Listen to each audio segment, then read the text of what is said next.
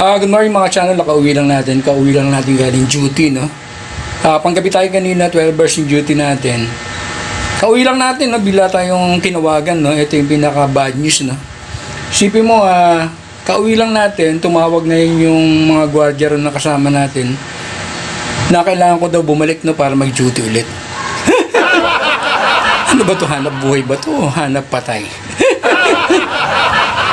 Bali, hindi pumasok pala yung isang gwardiya, no? So, kailangan natin pumasok ngayon para mapalitan natin isa ron, no? Pang 24 oras natin to, no? May sisira na ngayon yung schedule, no? Parang may hinang nila lang yung mga kasama kong gwardiya, no? Sige mo, bata pa nun, ha? May 24, 27, pinakamatanda doon, 30 plus, 50 anyos na ako, eh.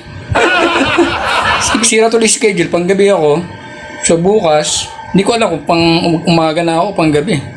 Kasi uwi ako mamayang gabi, no? Pang 24 oras natin. Kaya balitihan ko kay mamaya kung buhay pa ako makakauwi, no? Dito na tayo sa posting. Malapit na, paakit lang tayo. Dito na tayo sa posting, na. Ano kayo iniisip ng mga kasama kong guardia, no? Bagong gising lang ako. Wala pa akong tulog. Dapat kanina pa na, no? Pag-out ko dyan kanina, sinabihan na nila ako, hinintay pa lang umuwi ako, no? Para pabalikin lang, no? Dito na tayo sa posting, no? Ito yung mga papalik sa amin, no? Napakita lang. Hello, good afternoon po. Anong street po yan, ma'am? 104 po.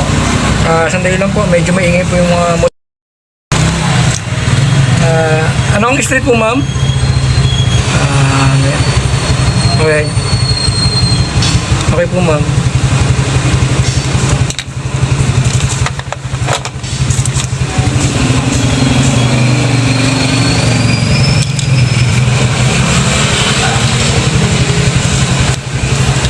Salamat po. Sige. Grabe trabaho natin dito, no? Recording. Tapos exit. May tumatawag pa, no? Tapos, ang isa pang bad news, no? Baka hindi pa pumasok ulit yung isang gwardiya. Magti-36 hours na ako rito, no? Ayan mga ka-channel, na. Sa awa ng Diyos, nakauwi naman ako ng buhay. Ang problema, yung mga nasa labas nung iingay, yung mga Wonderful Tonight, no? Kaya napakinggan nyo sila. Wala ka na niya? Gusto mo magparihan ka talaga? Ha? Magsisilin po! Masami ka sa... Tulog na tayo, pasok pa tayo bukas. Ayan, good morning po, ha. Bali, jujuti na tayo ngayon, ha. Salamat sa Diyos, nag-iisip pa tayo, no? Bali, November 15 ngayon, last day namin dito, no? Nalaman ko so ng mga unang pasok ko, no? Mga 1 week, nalaman ko na kapalitan na pala itong agency natin ng ibang agency na. So, hindi natin alam kung saan tayo lilipat ulit, no? So, tapusin lang natin itong duty na to. Ginawa natin ang paraan to, no?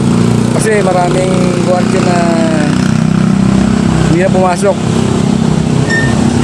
Sira schedule, no? Pero tinapos natin tong hanggang aking sila lang kasi, kaya tinapos na natin to, no? Malas natin, no? Bali, sa gate yung duty natin, layo. Sira yung sira pa yung service namin na motor, no? Kaya ang gagawin natin, maglalakad lang tayo. Pero mga channel, naka-duty na ulit tayo dito sa gate 2, no? Ito yung pinaka-dulo ng ng Pilimbest sign, no? Ang kasunod na subdivision na ito is Spring Country na.